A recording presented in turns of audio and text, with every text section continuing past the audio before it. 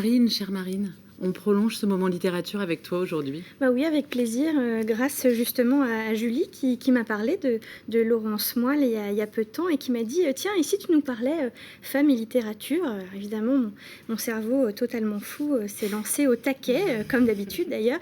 Et c'est peut-être comme ça d'ailleurs que démarre une bonne chronique, n'est-ce pas, oui, Ména? on va voir, écoute, on t'écoute et puis on te dira Il y ça a après. une grosse pression sur ce coup-là, attention, je me tiens droite. Alors, tandis que justement, ça commence bien, Manon Garcia, qui sera reçue prochainement à Dialogue à Brest, nous pose la question dans son livre qui s'appelle Conversation des sexes. Cette question, quel est le bon sexe, justement, il m'a semblé logique, comme toujours, de tirer le fil et de faire des connexions pour vous rendre les questions d'égalité beaucoup plus accessibles et lisibles. Vous avez compris le jeu de mots, magnifique, bref, j'avance. L'idée est donc de se demander ici quel est le bon sexe pour écrire. Et tu vas nous répondre, quel est le bon sexe en littérature, Marine? Eh bien, comme dans le reste de la société, ma chère Julie, celui de la norme, celui du normal, celui qui doit être vu et qui doit être entendu, bien sûr.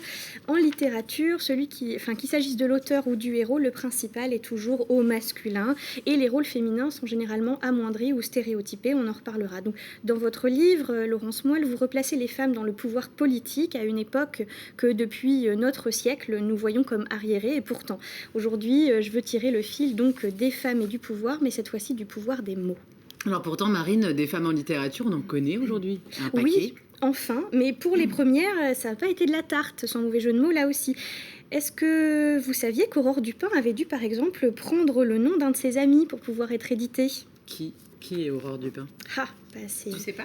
Elle voulait pas poser la question parce qu'elle le sait. Mais Julie, c'est tu tout. n'osais pas, mais t'inquiète pas, personne ne sait. C'est cette chère George Sand. Et là, quand je vous dis ça, bah forcément, tout le monde la connaît. Une femme reconnue, enseignée à l'école, c'est pas vous, mais moi, La Mare au diable, ça a vraiment été un truc fort dans ma scolarité. Et donc, cet ouvrage-là, La Mare au diable, il a été refusé partout, tant qu'elle n'a pas pris un pseudo qu'elle a présenté, tant qu'elle n'a pas présenté son livre avec le nom d'un homme. Et si ça choque pas aujourd'hui, on peut se poser la question dans l'autre sens. Est-ce qu'il existe des hommes qui ont dû prendre des pseudonymes féminins pour qu'on accepte d'éditer leur œuvre? Et si vous savez répondre à cette question, ça vous montrera ce que c'est la hiérarchisation du talent par le sexe, justement. Là, tout de suite, on n'en connaît pas. Qu'en est-il chez nous, en Marine, en Bretagne, quand je dis chez nous, bien sûr?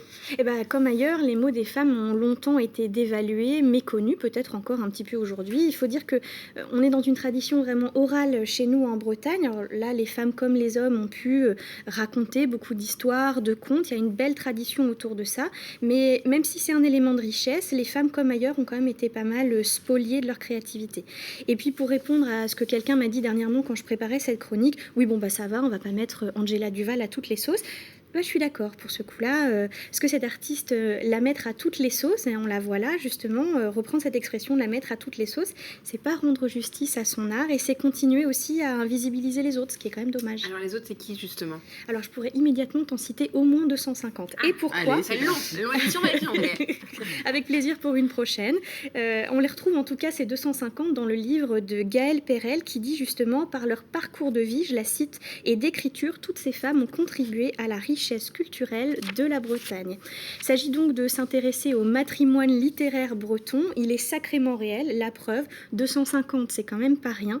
Et c'est encore bien peu par rapport à la réalité. Et puis, il y a autre chose à dire quand même, c'est qu'il a fallu 10 ans à l'autrice Gaëlle Perel pour trouver ces 250 femmes. C'est fou, non? Cependant, si ça peut permettre de féminiser les ouvrages scolaires, notamment, dont je vous avais dit précédemment qu'ils contiennent en moyenne seulement 10% de femmes, ce serait déjà une très belle avancée. Donc en fait, finalement, Marine, la littérature, c'est pas une affaire de virilité. Et non, la littérature, c'est une affaire de passion, de moyens d'expression, de partage. Vous en parlerez bien mieux que moi tout à l'heure.